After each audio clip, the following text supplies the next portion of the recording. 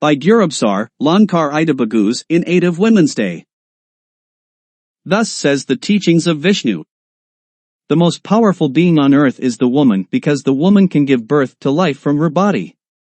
When life began, the female sex was first, but the male was not yet there.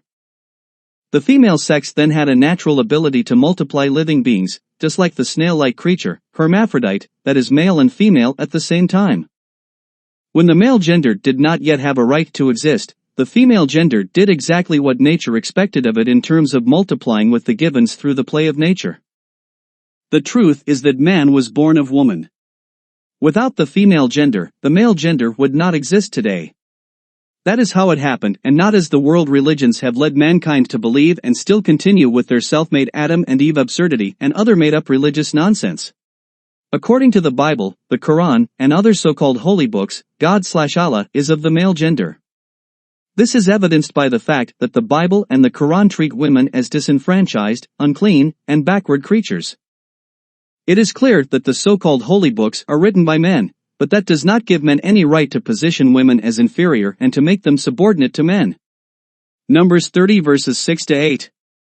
The humiliations in the books of God addressed to women emphasize the fact that the so-called holy books are in reality null and void.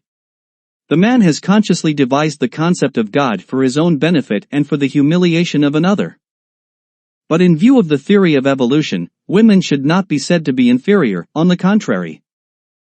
It is essentially shameless that women in general, lesbians, bisexuals, transgenders, and homosexuals are portrayed in the so-called holy books as inferior, dirty, and degrading. Leviticus 18 verses 22-23. Thus says the teachings of Vishnu, no one is more nor less than another. Yet there are people who have no self-respect and in self-resignation put up with the humiliation and contempt of the Bible and the Quran by being religious and projecting this self-devaluation onto others. It is clear to read in the biblical passages that the woman is portrayed as a sex object, seductress, conspirator, deceiver, traitor, liar, despicable, filthy, contagious, and disenfranchised. See Genesis 3 verse 16, Exodus 20 verse 17, Ecclesiastes 7 verses 26-28. The Vishnu society respects every right-minded person like no other, but rightly makes a comment on those who adore a religion while they are despised and dismissed by the same religion as filthy, worthless, unclean, and inferior beings with whom everyone can fool around with impunity. Thus says the teachings of Vishnu. Whoever does not know self-respect will not respect others. But then danger lurks where it is often not expected, for the misbehavior that results from disrespect can facilitate malice. Look at the women of IS and their sympathizers for this. These women were not sacred during that reign of terror. They were just as guilty as the men at the front and have contributed to many human rights violations to maintain their supposedly privileged position with all the horrors that entail. In reality, for Muslims, the headscarf is the symbol and license of rape, female humiliation, lawlessness, oppression, abuse, and arbitrary slavery on behalf of Islam. Those women meekly allow all this to happen while they are described in the Quran as scum and prey of the male community. Look at the countries that worship Islam, including Indonesia, Brunei, etc., where Muslim women walk around with their noses in the air and think they have a certain high position when wearing a headscarf, while the opposite is stated in the Quran. That in Islam women are inferior is evident from the following texts. See Surah 2:228, men are a degree above women. Surah 2:223, your wives are your field, so come to your field as you please and do good to yourself. So a man has dominion over his wives' bodies as he has dominion over his land. A woman is a sex object, nothing more? Bukhari 6:301, Muhammad said, the reason why two women are equal to one man's testimony is that women lack intelligence. Bukhari 6:301, Muhammad said, isn't it true that a woman cannot fast and pray during her period? The women answered in the affirmative.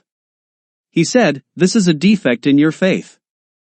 Allah thus indicates that women are deficient in their religion. So, even if the woman wears 10 headscarves or more on her head and even if she prays all day long, according to the Quran, the woman will remain the salt of the earth for eternity. Hadith, Sar al-Ummul, verse 2210, indicates that 99% of women go to hell. Bukhari 2:28, hell is made up mostly of women. The only women in heaven, once mentioned by Muhammad, are the virgins who are supposed to serve the sexual desires of men, and the earthly woman ends up in hell after her death to serve Satan as a sex slave. That's nice, the men have fun and misery awaits the women.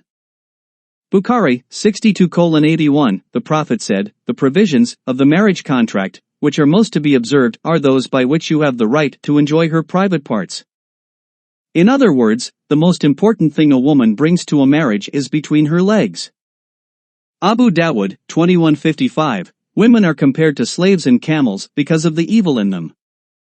Muslim, 4:1039, Aisha, Muhammad's favorite wife, said to Muhammad, "You have equated us with dogs and donkeys."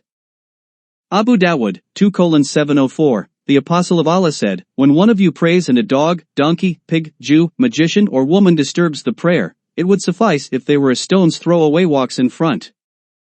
Remember, not every Muslim is a Salafist, but every Salafist is a Muslim. Today, modern preachers of the Christian faith, in their own interest, preach a moderate and adapted religious doctrine to save their church from destruction. They claim, regardless of their religious teachings and under pressure from the church people, to accept the salt of the earth as a child of God. But the moderation shown is only a smokescreen to deceive fellow human beings and to make money from them, according to the statement, "You surrender your inheritance to us, or you will burn in hell." Leviticus 20 verse 13. The pious population is so naive that they fail to see that a murderer's book cannot bring peace or change to their lives. Yet the believer with Elon claims to recognize the love of their God/Allah, the mass murderer. It is therefore no wonder that in many countries, including Suriname, where a mass murderer, a bank robber, and drug criminals are worshipped by the religious population and placed on a higher pedestal to rule the people. Learned young is done old, and example leads to follow.